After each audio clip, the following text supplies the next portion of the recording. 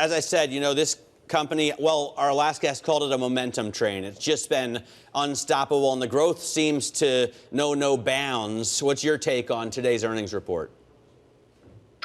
Yes, thanks, Matt, for having me. I think, a big focus is on China.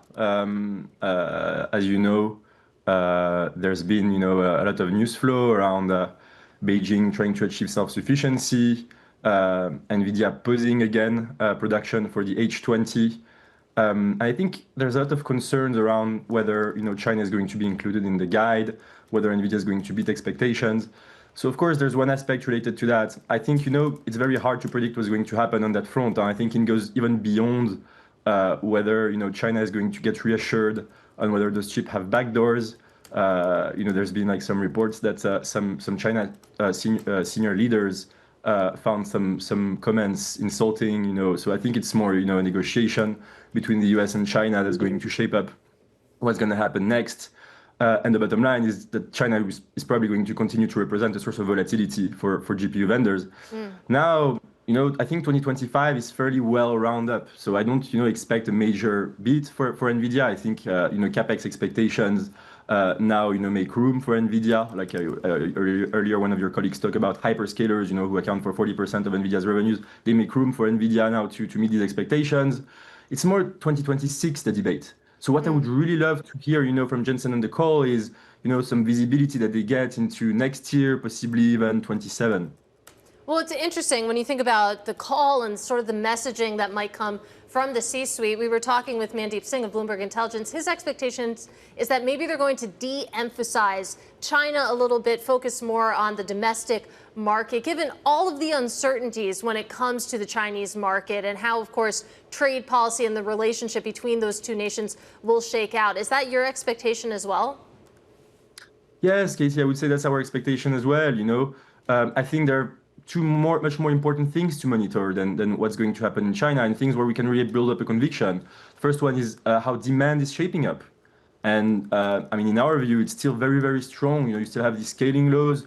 You have Elon Musk, tweeting that he expects to have like an installed base of 50 million H100 GPUs by the end of the decade. That's the kind of data points that matter to us. That's the where we think the debate is going to shift. There's of course the question of the defensibility of pricing power, how competitive dynamics are going to play out at the different layers of the AI supply chain, guys developing models, guys developing applications. So I think that's where the debate should be going.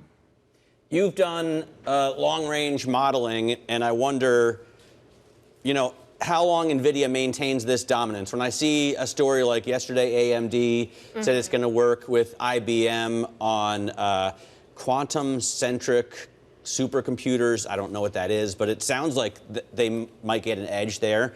How long does Nvidia rule the roost?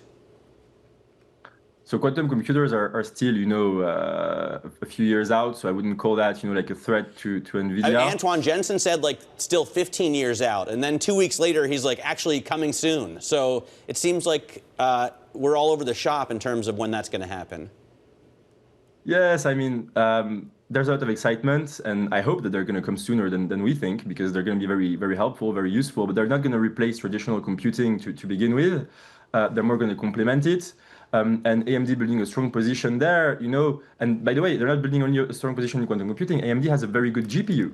They're just gaining momentum. I just came out from a great chips conference here in Palo Alto, where all the developers were talking about how great, AMD software has become compared to a year ago. And that was one of the roadblocks that AMD had in order to gain adoption. So they've been working very hard with the largest customers to build, a software stack, a momentum, an ecosystem, to be able to gain momentum. But that doesn't mean, that it's a major threat to Nvidia. I think, they're starting from almost zero, like less than 5% market share. I think even if you give AMD 10-15% share, which, in a context where Nvidia is probably going to remain dominant, they have much more resources to invest, you would still have, like a win-win situation where the market is going to diversify to AMD, to in-house programs, but Nvidia is still going to remain dominant in a very fast-growing market. So, right. We like the sector overall. Well, Antoine, to that point, I'm taking a look at your notes. You write that when it comes to GPUs, you expect Nvidia to maintain 90% share In 2029, which is down from 96% today, but 90% share, 2029 is a long way away from here. How long do you expect them to maintain that sort of dominance? Does it ever get into the 80s, the 70s? So this 90% share is if you look specifically at GPUs. If you look at the overall data center compute market, we actually, you don't have only GPUs. You have Google, for example, who's developing a TPU. You have Meta, who's ramping ASICs. Amazon, who also has ramped ASICs. Microsoft, who's trying, reportedly not doing very well.